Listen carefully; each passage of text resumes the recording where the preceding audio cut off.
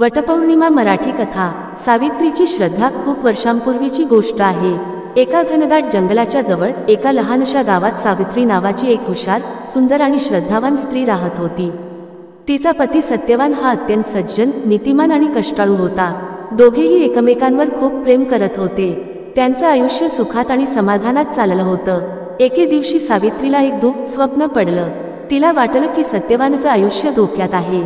ती फारच व्याकुळ झाली। दुसऱ्या दिवशी सकाळी ती आपल्या सासूबाईंना सर्व सांगते आणि निर्णय घेते। वटपौर्णिमेच्या दिवशी वडाच्या झाडाखाली उपवास करून सत्यवानच्या दीर्घायुष्यासाठी प्रार्थना करायची। वटपौर्णिमा म्हणजे वडाच्या झाडाची पूजा करण्याचा आणि पतीसाठी अखंड सौभाग्य मागण्याचा पवित्र दिवस। सावित्रीने त्या दिवशी उपवास धरला, स्नान करून नवीन वस्त्र परिधान केली।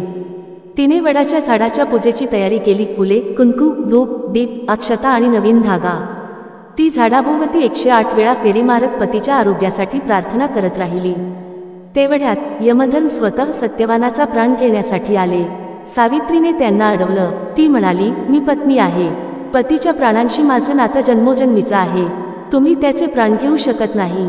यमधर्म म्हणाले, तुझं धाडस आणि निष्ठा पाहून मी तुझं एक वरदान मान्य करतो। काही माग। सावित्रीने प्रथम आपल्या सासऱ्याला दृष्टी मागितली, मग आपल्या पित्याचे राज्य परत मागितले आणि तिसऱ्यांदा मला आणि सत्यवानाला अनेक गुणवान अपत्य लाभोत असं मागितलं। यमधर्म थोडे गोंधळले। जर सत्यवानाचा मृत्यू झाला असेल तर तुला संतती कशी लाभेल? त्यांनी विचारलं। तेव्हा त्यांना समजलं की सावित्रीचं चातुर्य, प्रेम आणि श्रद्धा अपार आहे।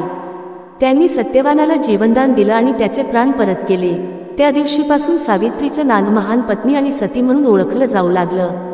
आणि वटपौर्णिमेच्या दिवशी प्रत्येक सधवा स्त्री वडाच्या झाडाला फेऱ्या मारून पतीच्या दीर्घायुष्यासाठी व्रत करते।